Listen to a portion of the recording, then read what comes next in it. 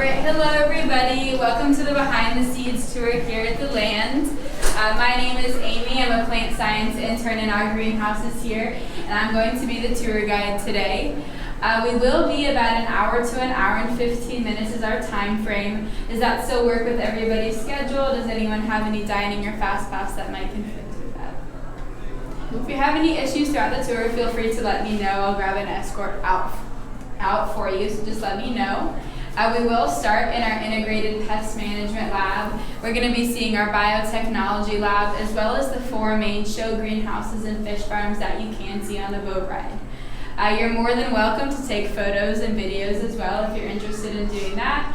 And I also highly encourage any questions that you might have along the way. I really love answering them. If I'm not able to give you a good answer, I'll be happy to find one for you. So we're going to head out the store, and to our right-hand side is where we're going to start the tour. Especially since we're a really large group today, I'm going to be passing out our whisper units. They're essentially small radios that are going to wrap around your ear, and they're just going to guarantee that you can hear me throughout the entire tour. So if you'll just follow me out this way to our right-hand side.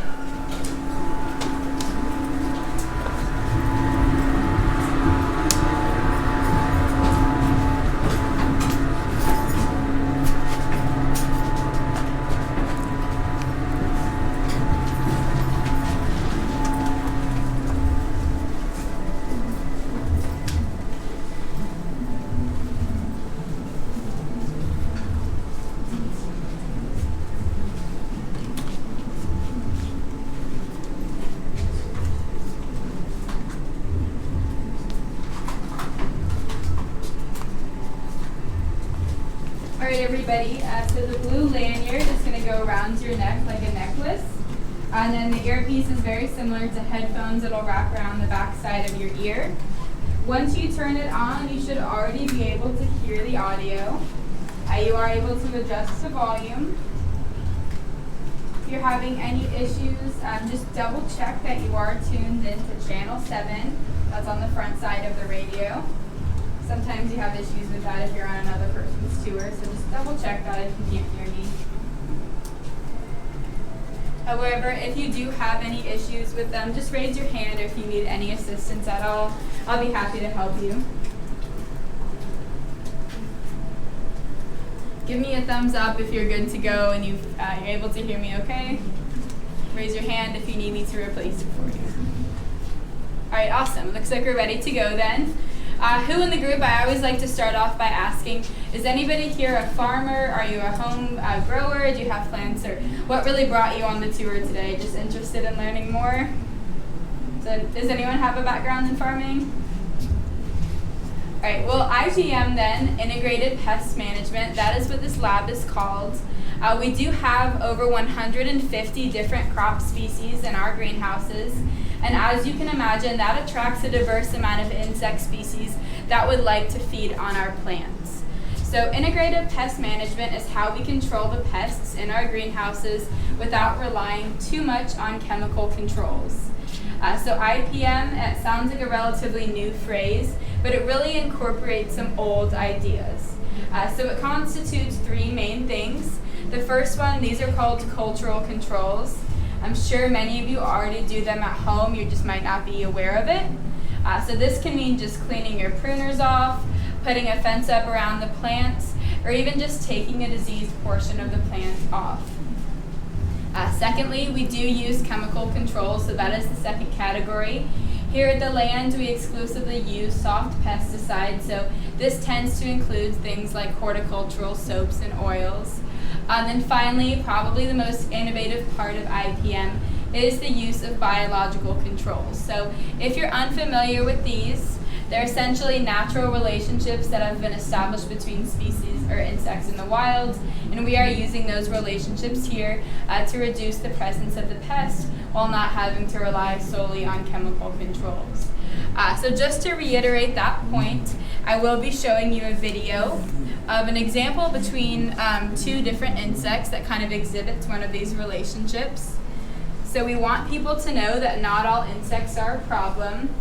Something we really rely on here is the use of beneficial insects. So up on the screen here, this is what we call the leaf miner fly. It's a very common pest, particularly here in Orlando in our climate. We struggle with dealing with them inside of the greenhouses. The average adult female will lay about 200 eggs throughout her lifetime. So if populations get high enough, it can be detrimental for our plants here. So what she's doing here, she's putting her eggs into the middle layer of the leaf. That is where all the vascular tissue and nutrients are located inside of the plant. So when the eggs hatch, they're going to have a readily available food source. And that, of course, is the nutrients that the plant also requires to survive. So that's exactly what you see happening here. I'm going to pass around what an infected leaf looks like so you're able to see the damage. You might recognize it on your plants at home or once we're inside the greenhouses as well. This here just reiterates the significant damage that these pests will cause. So this is just an 8-day time lapse that shows the progression of the plant once it's been infected. So not only does it have an aesthetic impact, obviously, on the appearance of the plant, but if you think of a large-scale farming operation, the impact can be economic as well. This is where the beneficial comes in. So what you see up on the screen, this species is called the Parasitoid Wasp. What she's actually doing here, she's looking for any vibrations in the leaves. That indicates where the fly's eggs are located. So she doesn't have a stinger. What she has instead is a modified stinger. And she uses that to put her eggs inside the eggs of the fly. So they will cohabitate for a period of time. They have a very similar life cycle length, and that helps to facilitate this relationship between the two. So at about the 14-day point here, it will pupate, or it'll emerge from the leaf and drop down. And what you're going to see emerge here is not the fly as we started with, but instead it's going to be the wasp. So you see the wasp coming out here, and as this cycle continues, it helps us to reduce the presence of the fly in a natural form without having to rely heavily on pesticides. So this isn't really the only example of beneficials. There's so many different species that do represent beneficials, and something that's considered a beneficial insect for us here in our greenhouses might not necessarily be considered beneficial in other areas of the country or other areas of the world. So that is something to be mindful of as well. There definitely can be issues with introducing non-native species into new environments. So therefore, there's a lot of regulation and certification going into these insects, and I would say it's much easier to obtain them as a company like Disney than possibly a home grower. So that's definitely one obstacle with them, but they're a really great resource in pest management that we're trying to utilize here in our greenhouses. Yeah, one thing that I was going to ask before you addressed it was about invasive species introduction. So I was like, does it have to be inside of a greenhouse like at Disney, or would it be useful as a large-scale operation? And if so, would it have to be somewhere in Florida, considering the species? That's a great question. She basically asked if this could be used on a large-scale farming environment and what are the environmental constraints. So it definitely is actually used on large-scale farms are starting to adopt this. I would say it's a more new way of handling pest control, so it can be used in large-scale farming operations. However, it's typically involving insects that are already native to the environment. Also, it just depends on the particular species you're looking at. So maybe out west or in other regions of the U.S., they're using different beneficials than we might be using here in Florida and our subtropical climate. So that's a really good question. There's a lot of research going into beneficials right now. So it really depends on where you live. A really common one that we also use in our greenhouses that you might have heard of are the lady beetles or ladybugs. So they primarily feed on aphids. I would say that's actually the number one insects that we release in the greenhouses, as well as other parasitic and predatorial insects. So here in the lab behind you, to my right-hand side, those are Lima bean plants. The reason they are sitting at a slight incline like that is so at that 14-day point when they pupate, our entomologists here at the land are using those funnels, we're collecting the wasps, and then releasing them inside the greenhouse. So they are much smaller than a traditional species of wasp. So this is them inside of the container here. This is what the fully grown adult females look like. So they don't get much larger than this. and they also can't sting. So they're harmless to humans. In the back of the room, in those cages, that just exhibits both of the species that I just mentioned. I like to show guests while we're in IPM because once we're inside the greenhouses, both of them are so small, you probably won't even notice them. So definitely take a look before we head out. I want to ask if anyone has any final questions or any questions at all in here before we move to the next stop. All right, if not, we are going to continue on to our Biotechnology Lab then. If you happen to make it out of the room ahead of me, just go ahead and wait for me down by the steps, please.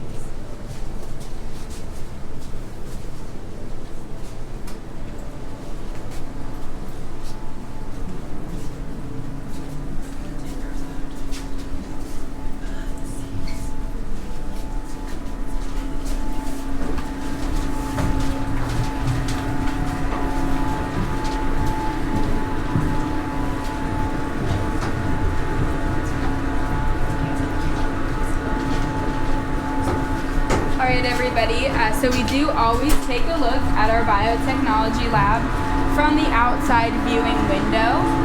This is a fully functioning lab, and we want to maintain it as a sterile environment. So it is very easy for pathogens like viruses or bacteria to come in on our hands and on our shoes. So as a result, we will be taking a look from the outside perspective. You'll just follow me down this way, please. We are going to be taking a step down, so please just be mindful of that. I don't want anybody to trip. And especially since we're a larger group, if you could just form in a way that everyone is able to see the viewing window, okay?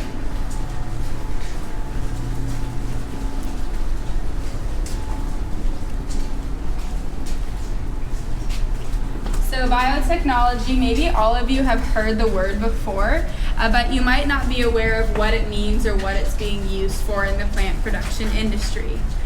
So here in the land and really in all plant production, it's used mostly to help develop plants that have higher nutrient contents, higher yields. Maybe they're able to survive in temperatures or climates that they're not normally adapted to living in. Or perhaps they have a natural insect or disease resistance, so we aren't even having to use any sort of controls on them. Here in our lab, we're mostly doing two main things. So the first one is we are using something called tissue culture or in vitro propagation in order to make our Mickey's mini gardens. So you might have taken notice of these up at the front of the park. If you've ever taken a cutting or a piece of a plant at home and you've put it in a new pot to grow a new plant, it's a very similar process to that. There's just a little bit more precision involved with it. It is going on the TV screen above my head. That's what the process looks like. Essentially, we are taking a cutting or a piece of a larger host plant, and we're sticking it into that gelatin solution that you see in the bottom of the jars. This solution is called agar. It's initially derived from seaweed, and it's mixed in with sugar, water, nutrients, really everything that the plant needs to survive inside the container. So interestingly, it will survive anywhere from 3 to 6 months in the jar without any outside intervention. All it needs is some sort of indirect light source. At that 6-month point, or whenever you're ready to move it out, you plant it into a normal jar, and it grows and develops just as any other plant would. So in industry, it's not always feasible or time efficient to start a plant from a seed, and this is really just a quicker way to begin the plant. It is a form of vegetative propagation. And I will point out once we're inside the greenhouses what these plants look like, so you can really get the comparison of them as a juvenile when they're first starting out and as a fully grown adult plant. We really primarily have tropical plants that we sell, but also some other house plants as well. And they are some of the only merchandise that's made here on Disney property. They're exclusively made here in the lab, so they're a really great souvenir, especially if you're interested in gardening for the first time. A common question I get is about the lighting that we have in here. These are LED lights. They're a little bit more expensive than their alternatives, but generally the benefit that we see outweighs the cost of them. That's a combination of blue and red wavelengths, and this is the portion of the light spectrum that the plants can best absorb for their most efficient growth and development. So this lighting method is becoming much more common. The other thing that we have going on inside the lab is we do have a co-sponsorship with the United States Department of Agriculture. They work on their own individual projects in the lab. One of them that they're working on right now is helping to develop plants that are resistant to plum pox virus. It's a fairly devastating disease that mostly affects stone fruits like peaches, apricots, and cherries. So they're not necessarily affiliated with Disney, but they do have their own projects in here as well. So really to conclude, biotechnology, and especially, widespread, is just about creating healthier plants that are able to withstand maybe more variable conditions. Does anyone have any questions here about our lab or maybe the wider topic of biotechnology? Right, if not, we're going to go ahead and continue on into the greenhouses then.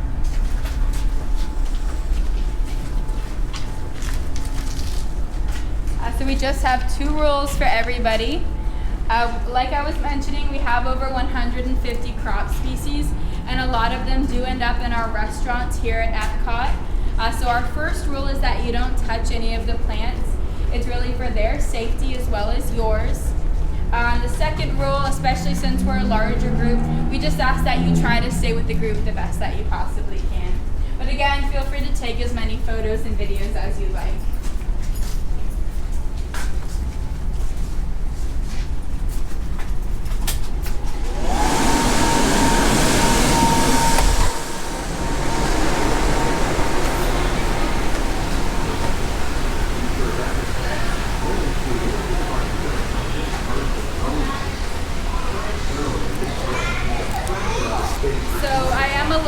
Biased towards this greenhouse.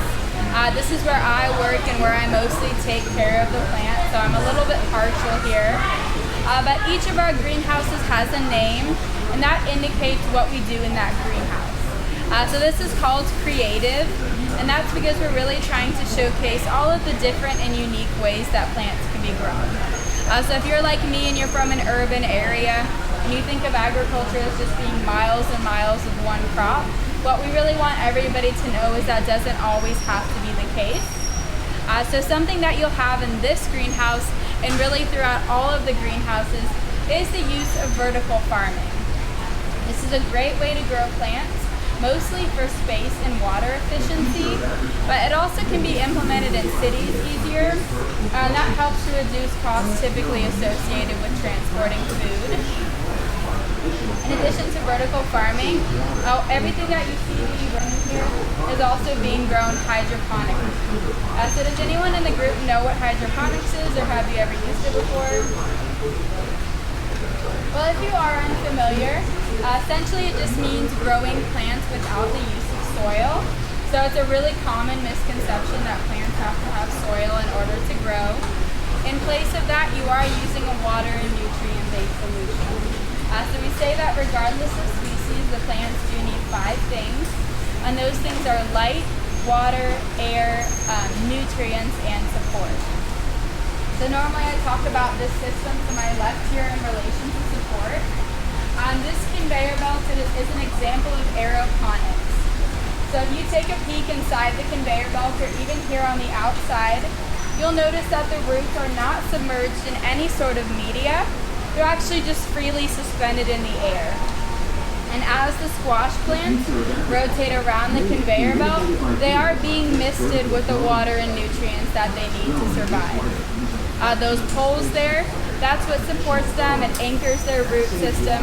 Essentially, it just trains it what is up from down, and it will grow vertically this way. Behind me as well, that's another example of aeroponics. It's just being done slightly differently. We have it here to show the diversity of aeroponics and the different systems that you can have. So these are column pots. They're entirely hollow on the inside, and that is to make sure they have space to accommodate the plant's root systems. And again, it is rotating just to make sure that they get the water and nutrients that they need at different stages. Across the channel, you'll probably see this system a little bit better if you go on the boat ride, but this is an example of aquaponics. So it is a mutually beneficial relationship between the fish and the plants. The fish will provide all the fertilizer that the plants need, and in exchange, the plants use use their root systems to pull out any toxins that might exist there. It's very sustainable because we aren't really having to add too many extra inputs after it's already been designed. So it's definitely one of my favorite systems that we have here. I know a lot of these, given the technology and the sheer amount of space that you would need, they're not always feasible to do at home. But if you are a home gardener or you're interested in starting a hydroponic system, this is a really great way to do it. So these are a patented product called Vertigrow, and they will grow 8 times the amount of plants per square foot compared with traditional agriculture. It's a fairly simple design. Essentially, these are polystyrene containers stacked on top of one another. Each of them has a hole at the base. So when we water them at the top and here in the middle, the water drains down very quickly. We recycle it, or we collect it down in those basins, and then it is recycled in the system. So I like them especially since if you live up north, you can move them on the patio or indoors when it starts to freeze outside. And you can even mix and match the different crops that you have in each container. So it's a very efficient and also versatile system to start with. Are there any questions so far? A pretty quiet group today. Definitely ask them if you have them. So I know I just told everybody about 5 minutes ago that we couldn't touch any of our plants. However, we have one exception to that rule. This is also the exception because it's the only plant in all the greenhouses that does not have a single edible portion to it. Or it's the only, all the others will at least have one edible part. And that's because this is Stanley. He's our greenhouse pet. So I invite everyone to touch its leaves or to shake them and watch what happens. It's a really cool reaction in the plants. I always say it's a really nice reminder that the plants are living and that they're incredibly responsive to their environmental conditions. Maybe not at the same rate as Stanley. It doesn't bite, I promise. It won't hurt or anything. But if you haven't already noticed, Stanley will recoil its leaves in response to any sort of touch or movement. So the botanical name is a Mimosa pudica, but it can commonly be called a sensitive plant or a shy plant. So this is a natural defense mechanism for Stanley. In case an herbivore, maybe a thunderstorm comes along, this allows the plant to hold on to its leaves that it needs to complete photosynthesis.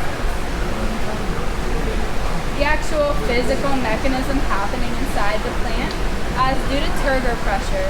So that's essentially just the movement of water throughout the plant.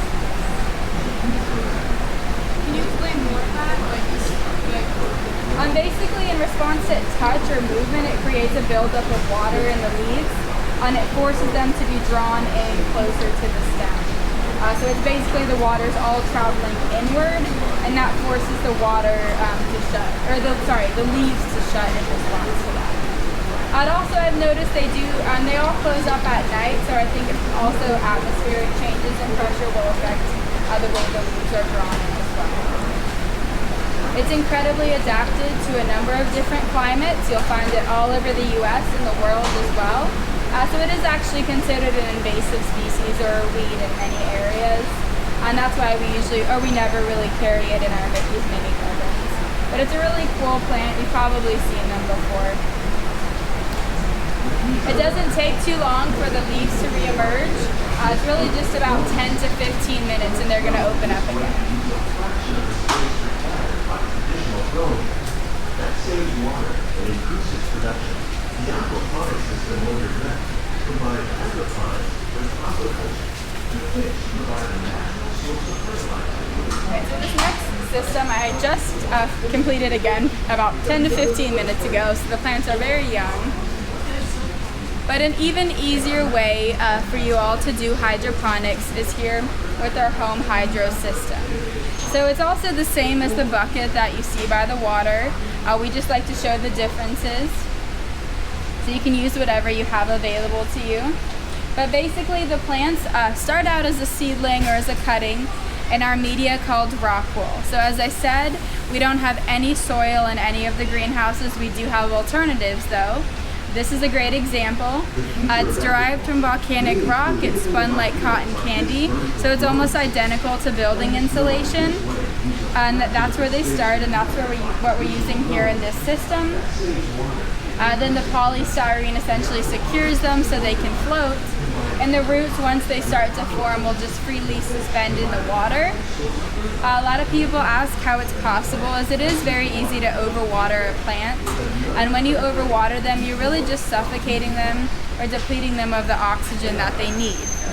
So in this system, you do have to have an oxygen tank or an oxygen pump, just like you would in a fish tank. And then the color of the water, that's just due to our liquid fertilizer that we have. So in a system like this, you do have to supplement the nutrients to the plants. If you're interested in trying this at home, we do have an instructional worksheet that gives you all the supplies and how you would design this at home. So if you're interested, just raise your hand and I'll get you a worksheet. I would say this system is most appropriate for things like leafy greens, herbs, and small flowers. Can you do it with fish too? A lot of people ask if you can just do it with fish or put them in the bottom. It's not always as efficient or as simple as that, because the waste that the fish create is not always in a plant usable form. So over in our aquaponic system, we have several different filters that make it usable for the plants. You also have a number of different variables you have to control, like pH, water quality, temperature. So it can be hard to get that right. But you could try it. All I'm saying is you would just have to do some more research online about the different you would have to incorporate into the system. So in this system, is water temperature crucial? It would be if you had fish. It is water, at least the range is crucial. You can't have freezing water in here. Likewise, you really can't have boiling water. That definitely affects the plant. So somewhere in the room temperature range, depending on the species, is very important. Any other questions? You could just put this in a windowsill after it's been designed. It is fairly self-sufficient. So if you haven't tried anything that was hydroponically grown before, we are going to do a taste test of our hydroponically grown cucumbers. We harvest them every morning at 8 a.m., so they're very fresh. And we have a number of different varieties that we have here at the land. Usually we have a variety that has thinner skin than you might be used to seeing on cucumbers in the grocery store. It's also a seedless variety. So sometimes you can actually physically see the seeds present there, but really seedless usually refers to the fact that it's a sterile fruit, so you wouldn't be able to reproduce a new plant using those seeds. If you have a melon allergy, or perhaps you just don't really want one, just feel free to let me know. You certainly don't have to take one.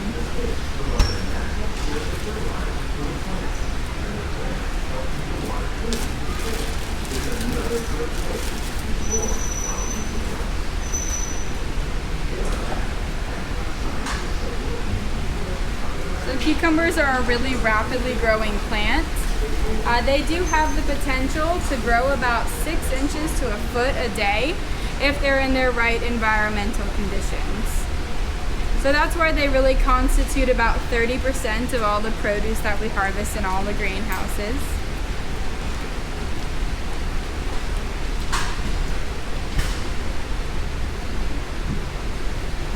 You might have noticed we have a pretty extensive recycling system behind me.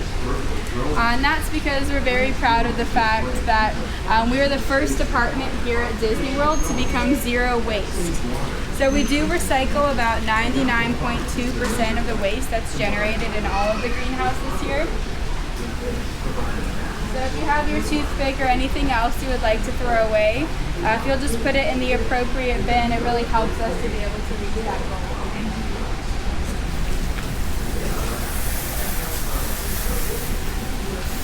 Are there any questions so far?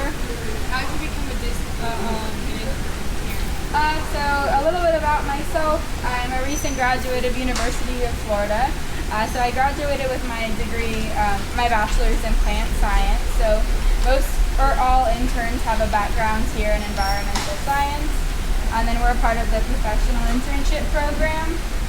So every about 6 months, a new intern class will come in, about 17 of us.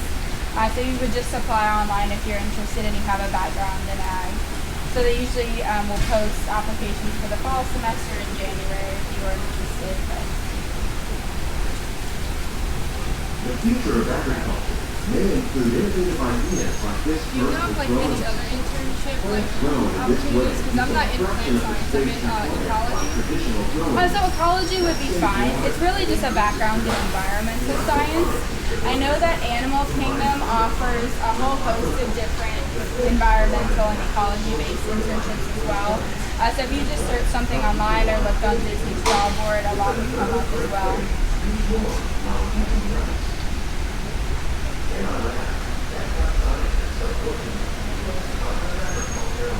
The final system I'll mention in here that you did not get one.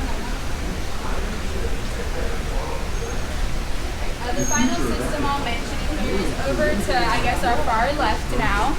That is a microgreen system. So they're very similar to sprouts. Basically, we put the seeds down on a microfiber layer. And then they grow for about 2 weeks to 14 days. So we harvest them when they're very small. What this does is it concentrates the flavors. It makes it much more dense. So you don't really need to use as many. They're typically used in salads and things as a garnish because they're very flavorful. They do end up in probably more of our high-end specialty restaurants across Epcot. I would say they're definitely one of the most in-demand products that we have in all of the greenhouses. On a normal agriculture, they're more of a lucrative item. So for a small restaurant container of them, you can get about $20 to $30. So they're very expensive as well. We're going to make our way into our next greenhouse now.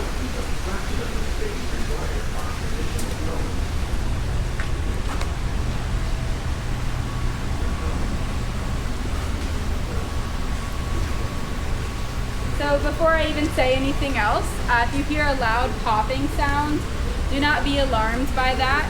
It just indicates that the nutrients in those tanks behind me are being mixed in with the water and then distributed out to all of our different irrigation systems that we have here. If anyone was really curious, we do have the formula that we provide for our plants there on the wall. But in this greenhouse, this is really our production greenhouse. So the methods that they grow plants that ultimately end up in restaurants and supermarkets. And that's because these designs are really to be able to promote the highest yield. So this greenhouse is called string because we are training the plants to grow vertically on the string. So one of the biggest obstacles to an operation like this one are just the high startup costs and the high costs to run the technology. So given that, you want to utilize all the space that you have available to you, hence the string here. So if you've ever seen a Mickey-shaped cucumber before, the way it works is when it's about the size of a small candy bar, we stick it into these molds here, and it will grow to the shape of the container. So after it's been harvested, this is what the cucumbers look like here. And then the ones across the channel, those are the ones that we just tried on our taste test. On this next plot, we do have about 150 tomato plants. So again, it's all about increasing the yields that we have.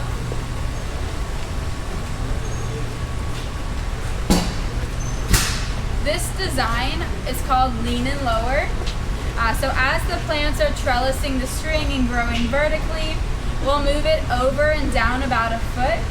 And this creates this circular and horizontal pattern that you see starting to emerge with the plants. So in a commercial setting, you'll see the plants go all the way from the ground up to the ceiling.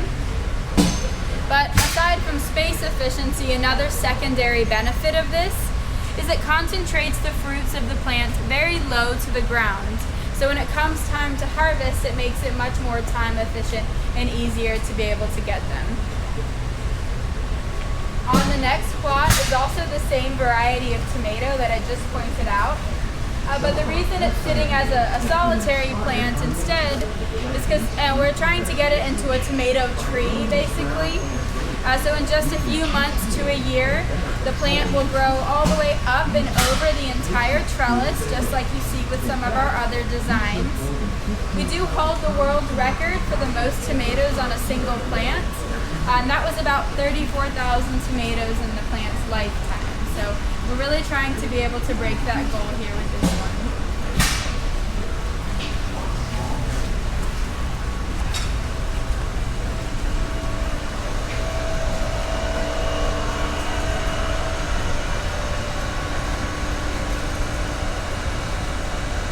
So a lot of people will usually say that they've never had anything that was hydroponically grown. You probably have, you just didn't know it. So most leafy greens and lettuce are grown in a system very similar to this one. It's called NFT, or nutrient film technique. And that's because here we can harvest the lettuce in 30 to 40 days, and traditionally it takes 60 to 80 days. So we're nearly cutting the time in half with this design. It gets its name because the water is cycling through 24 hours a day, 7 days a week, and it creates a thin film at the base of the panels. So we see the plants in the rock wool I showed you. It sits in the panels at a slight incline. The water drains down, and 90% of it is reused in the system. So then it goes through a 3-step process. To my far right, that's probably one of the more important parts. That's a chiller. It cools the water from about 70 to 75 degrees, essentially tricks the lettuce into believing it's colder outside. So anything outside this temperature range and the growth of the plants would be very stunted. As someone mentioned before, the water temperature is highly important in most of these systems. We do harvest about 2,000 heads of lettuce every month from this system. So we're averaging about 500 a week right now. And it does typically end up in our 2 restaurants here in the land. So Seasons and Garden Grill. If you've ever eaten there, there's a good chance you've tried some of our produce here before.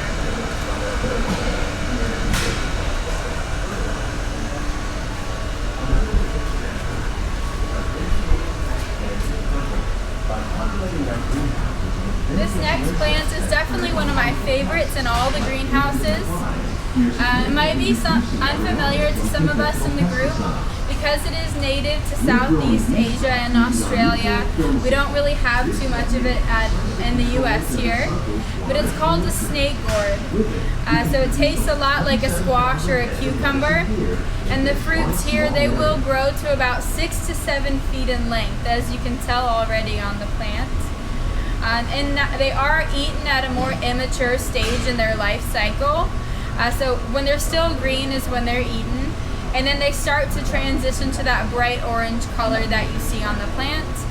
We try to take them off the plants fairly early because interestingly they will ultimately explode off of the plant.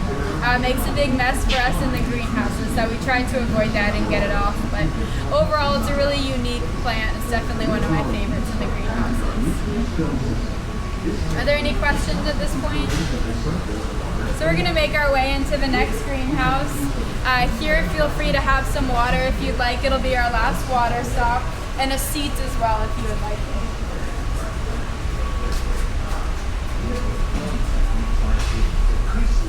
While more efficient using resources like water, fertilizer, and pesticides. Another innovation at Orchid is our integrated pest management program. Something like that.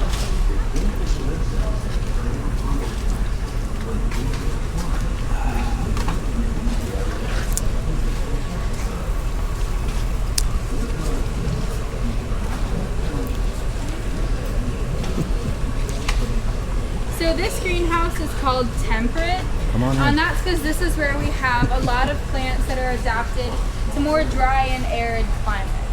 And that tends to include the grains that we really rely on as a food source. So even though we stress the importance of our horticultural fruits and veggies, and these here are really the plants that we rely on as the world for our food source. So does anybody think they could name or guess a few of the top 5 grains in the world? I'm holding one of them here in my hand. No guesses? Well, the first one is called corn. I'm sure everyone's familiar with that. Did you have another guess down there? Which one? Wheat, absolutely. So he said another really good one. So the second is rice, followed by wheat being the third, and then barley and sorghum. So nice job on that one. It's not scary to yell out an answer, because even if you're wrong, it's totally fine. But on this year is the sorghum grain. We have a small amount of it here in the US, but it's mostly grown and eaten in Africa. So you can kind of see it growing behind this lago spinach. That funny looking spinach over there is another variety of spinach that's mostly grown in Africa. So that is what the live plant looks like. It doesn't have any grain formation yet, but it will. And I'll pass it around to the group so you're able to see what it looks like. Sand here is technically an example of hydroponic growing. It's about 2 to 4 feet deep in the next 2 greenhouses, depending on what we have planted there. And then our irrigation system is about 2 inches underneath. So this is very common in commercial landscaping. You might even have it in your yard at home. Basically, the water goes through this main pipe and then out to what we call drip tape. The holes here, they pressurize the water and then emit it to the plants. So it's a great system because it only gives the plants water when they need it and about the amount of water that they need. So that's primarily why we use it. But another benefit is if you're spraying a plant with a hose for too long, it stays wet for a very long time. That tends to invite in problems with pests and diseases. So it is best to give the water directly to the plant's root systems. I did mention in biotechnology the plants that we sell in the gardens. So what you see on that arcing trellis over there, that is a giant passion fruit vine. And it does come from the Mickey's Mini Garden, so if you're interested in those, definitely take a look at the front desk. It's one of my favorite tropical plants that we have here. And it does ultimately get that big. So it starts from a small cutting and it turns into a huge plant over time. Are there any questions right now? So the final one I'll mention is up here on this front trellis. If you're a horticulturalist or you know plants, you probably know the Wisteria Vine is more of an ornamental. It's for good reason. Technically, the only thing you can eat on it are the small purple flower petals. And that's because the rest of the plant is producing toxins that are highly poisonous to us as humans. So I still wouldn't recommend eating the purple flower petals. It's just that technically they can. And I mention this because it's a very common defense mechanism for plants in the wild. So they're not like us. They can't get up and walk away from any threats. So as a result, they've adapted their own means to be able to ward off herbivores or other threats that they're facing.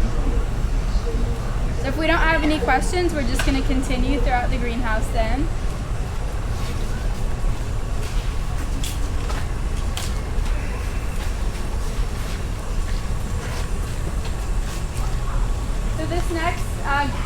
These next 3 plants that I'm mentioning, I think are some of everybody's favorite up here. Especially if you've been to Disney, you probably rely on this a lot. These are our coffee trees.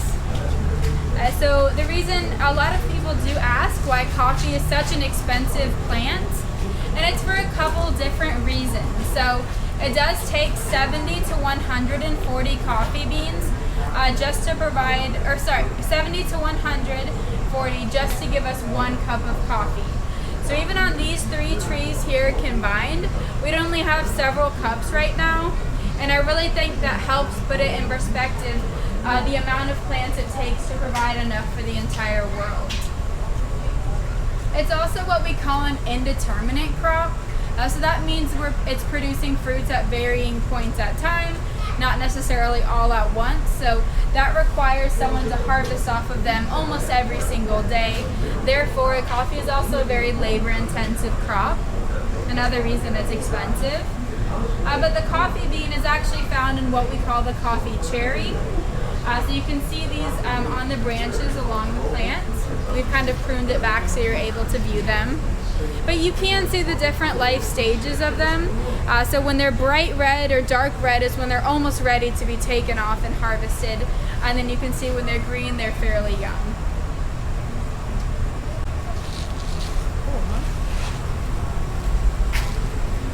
As we go by our roses, feel free to smell them. They're very fragrant right now. Just be careful, they do have very prominent thorns. So still, if you would just please not touch them.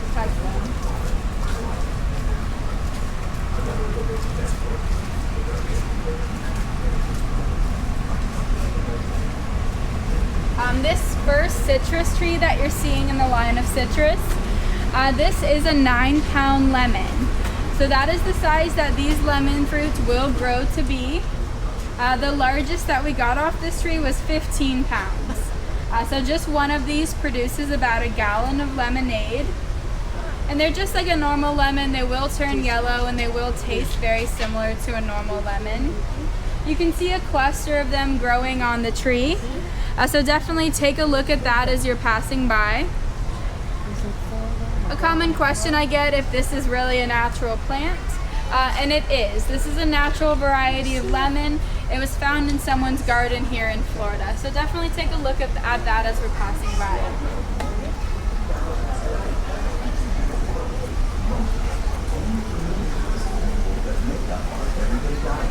The common grains grown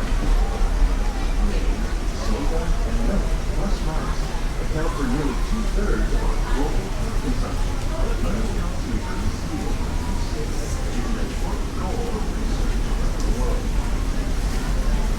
Our next stop is in our aqua cell. It might get a little bit loud in here, so you might want to turn up your whisper units if you can't hear me.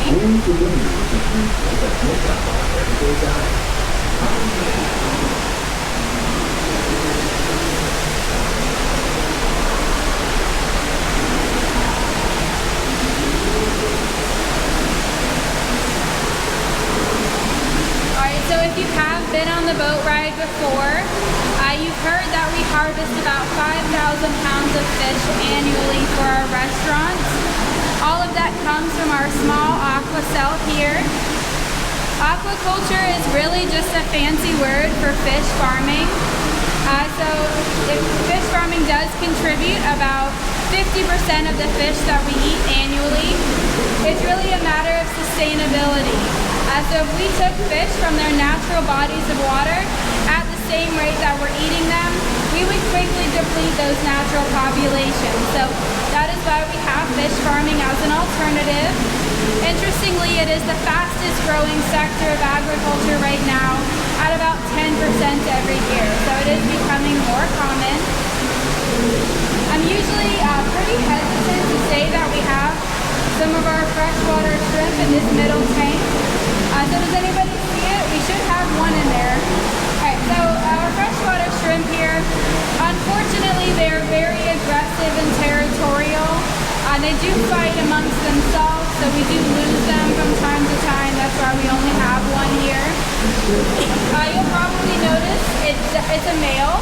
I know that because the dominant male shrimp in every ecosystem or in every tank in this situation will naturally have these long blue claws.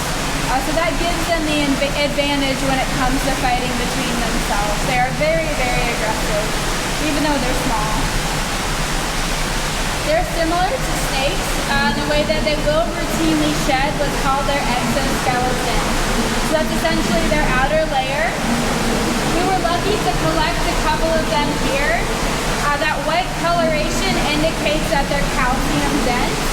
So normally the shrimp will eat the exoskeleton for nutrients after they get rid of it. So it's actually fairly rare to have collected them. Definitely take a look once you walk by.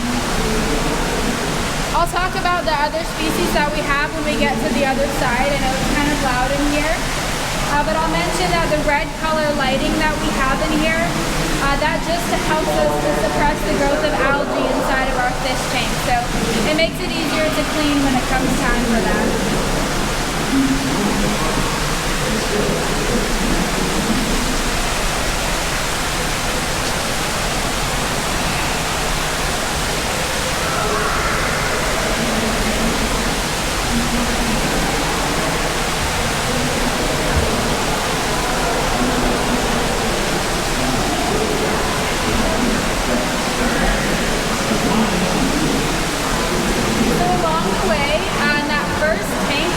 Some of you are still passing now. These are our they're fairly young, they're maybe a month or several weeks, hybrid Vase. So the reason that they're a hybrid, or the reason that you usually will cross different species, so so that their offspring will receive ideal traits from both parents. So they're a cross between a white bass and a striped bass, and that guarantees that their offspring are both very large and very rapidly growing. Those are two really ideal traits that you want to promote on any sort of farming environment. Aside from their size, you can tell they're very young because they only will form a school or a group for the first 2 to 3 years of their life, and then they go off as a solitary fish. So the reason they do this is to help themselves hunt in the wild and obtain food, but it also helps them to ward off any predators in the wild as well. So they will form a group like this for 2 to 3 years. Across the channel is one of my favorite species in all of the aqua cell. Does anyone know what we get from Russian sturgeon? So we're actually getting their eggs or caviar from them. The reason caviar is so expensive is it does take about 10 to 20 years for the females to produce eggs. So it's a very long waiting period for a farmer, and compared to other fish, it's also a very long time. Here to my right-hand side, these are tilapia. About 73% of tilapia come from a fish farm. That's because they're a very feed-efficient animal. So for every 1.2 pounds of food that we give them, they're able to generate a pound of weight. If you compare that to a cow operation, you have to give a cow 8 to 10 pounds of food in order for them to generate a pound of weight. So that's why they're such an ideal species for a farm. As you all would like, we're going to have the chance to feed our tilapia.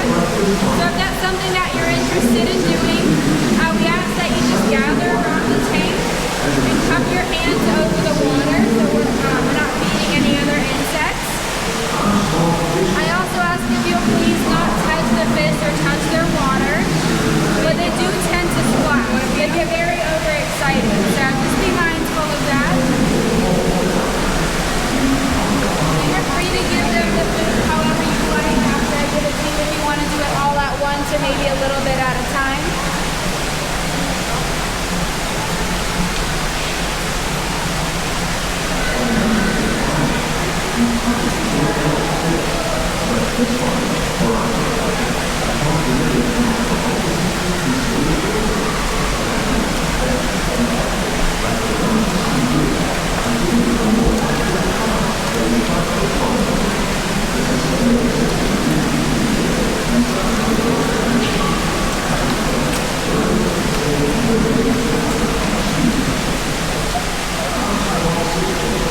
Project Blue. Look that up on YouTube.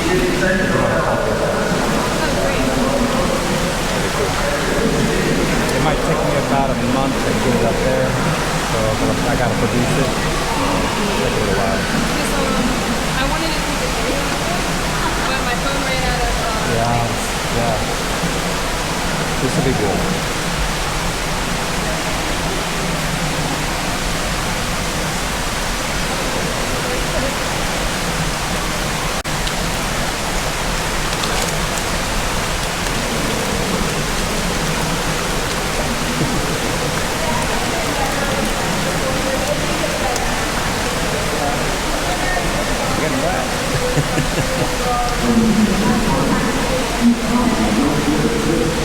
If you need some hand sanitizer, I'm going to set it here on the ledge.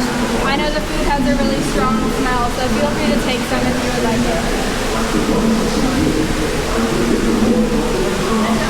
When everyone's ready, we're going to head to our last and final stop, and that'll be at our tropical greenhouse next door.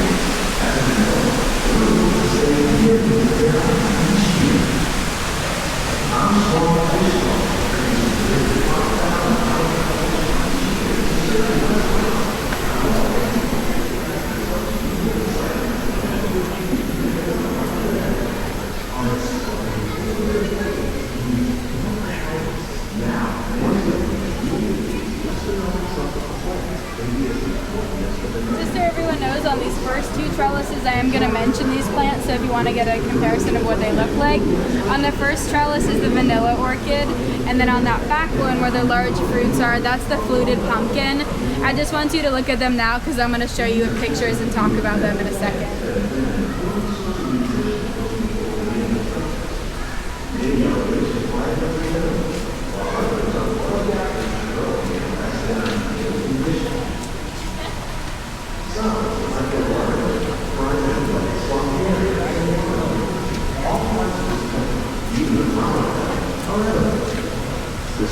So the tropics are home to the widest amount of plant diversity in the world. So we try to reflect that here in our greenhouse. About 85 of our 150 species can be found here. I really like it, especially if you're from up north. You probably have never seen a lot of these plants growing naturally. So I will talk about some of the more rare species that we have, as well as some fairly common ones. So I'll start off with the most popular fruit in the world. We passed it along the way in as well. This is the banana plant. So everyone calls this a tree. It technically can't be called a tree. It doesn't have a central woody stem that's characteristic. What it has is a pseudo-stem or a false stem composed of tissue very similar to the leaves. A lot of people don't know that also most of this plant is edible. So not just the fruit, but also the flower and the leaves can be eaten as well. It's like bamboo in the way that it'll spread very rapidly. So if you put one, it'll reproduce underground with suckers, or it'll come up with new plants. So it does spread very, very rapidly. So just be mindful of that if you put one in your backyard. They're also fairly high producers, so a typical plant will come up with bunches with about 50 bananas in each, so they do produce quite a bit as well. Does anybody know this one before? Especially if you're a vegetarian or a vegan, you might know this one. Sorry? Yes, so it is a jackfruit, you got it. I say that because this is very commonly a meat substitute.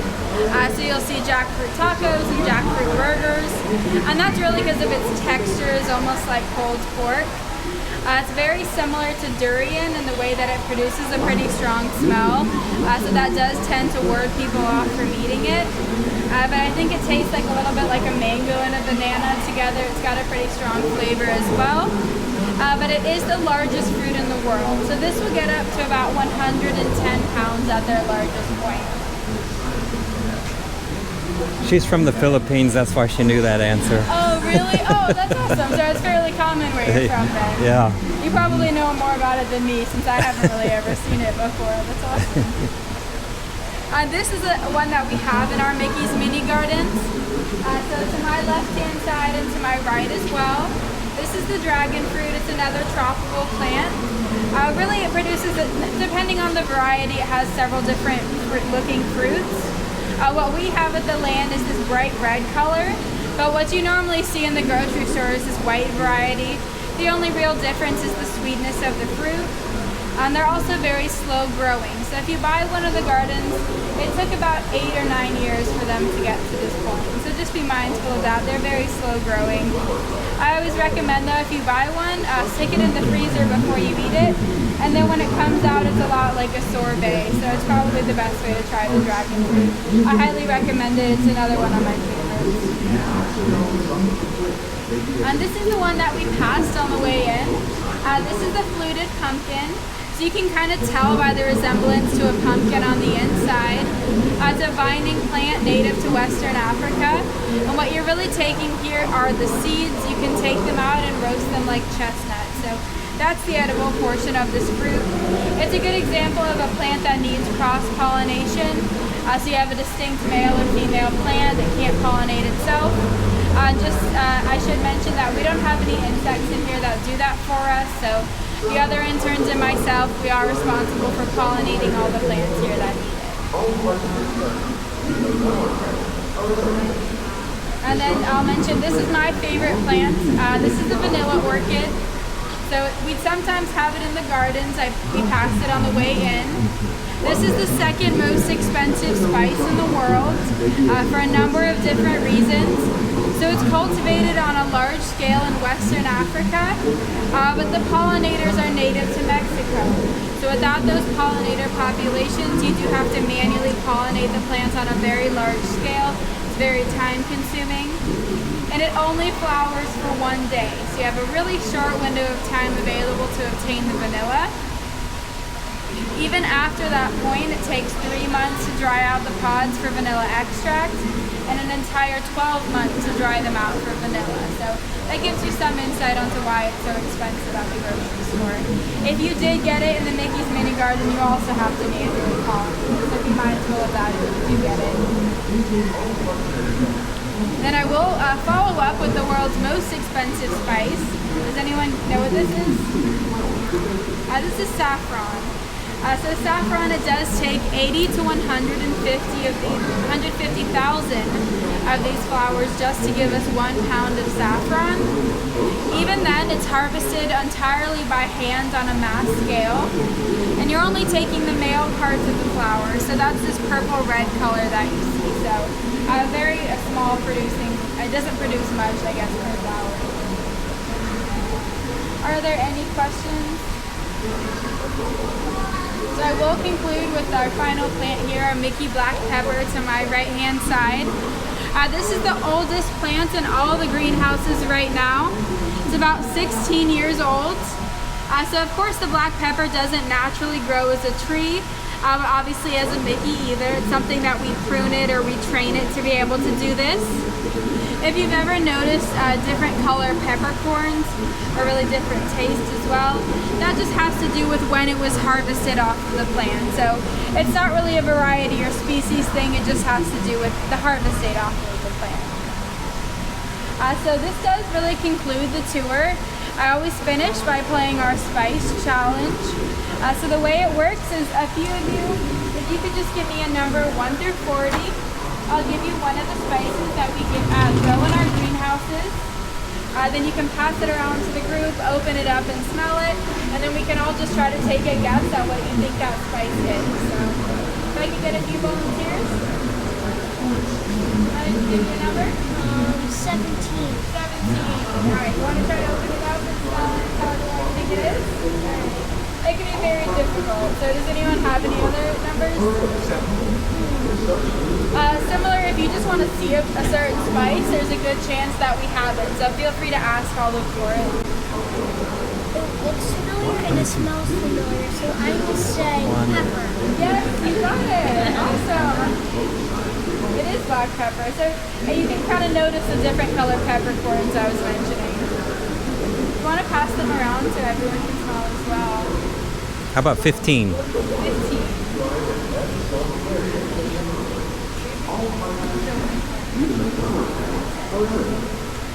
Does anyone have any guesses? They're flax seeds, so it's kind of a cheap one because they're very, very similar. It's hard to distinguish between both of them. Thank you. Everybody's getting a mixed reaction on that one.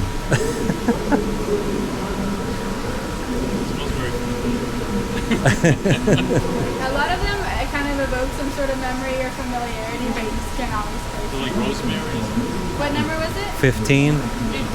Okay, 15, I have never even heard of this spice before. It's called borage, so I don't know if anyone's familiar with that, but I'm not. It says here that it's native to the Mediterranean. It tastes a lot like a cucumber. It's used in different sort of teas. All right, everyone, are there any final questions? So we are going to head back the same exact way that we came in. I'll ask that you hold on to your whisper units while we're going back. I will collect them when we make it back to the welcome room. I don't really have commentary for this portion walking back, so that's a great time for you to ask any questions that you might have. But before we leave, I like to offer to take a photo of anyone in front of our Mickey Black Pepper, or really any of the plants. If you'd like a photo, feel free to ask. I'd be happy to do it.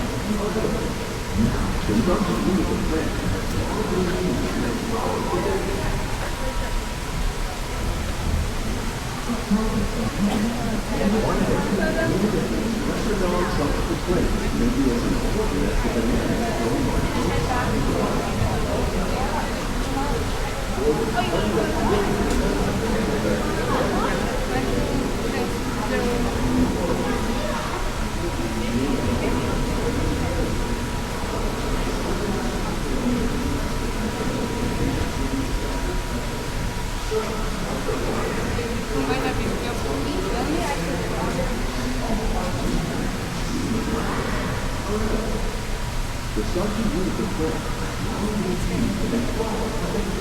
Alright everyone, so we are just going to head back then.